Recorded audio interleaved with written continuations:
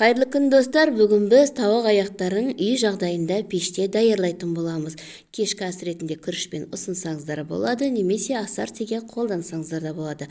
Видеода көріп тұрғандарыңыздай бізде тауық аяқтары, майонез, кетчуп, паприка, тұз және бұрыш қажет. Аталған заттардың барлығын, яғни майонез 3 ас қасық, кетчуп 2 ас қасық, 1 шай қасық паприка, татымына қарай тұз, бұрыш салып, жақсылап араластырамыз. Араласқан массаның үстіне тауық аяқтардың видеода көріп тұрғандарыңыздай осылай аударып аламыз. Пергамент қағаз төселген табаны үстіне аударылған тауық аяқтарын осылай біртіндеп қойып шығамыз. Менде тауық аяқтары 18 штук. 18 штукқа мен дайындаған масса жеткілікті болды.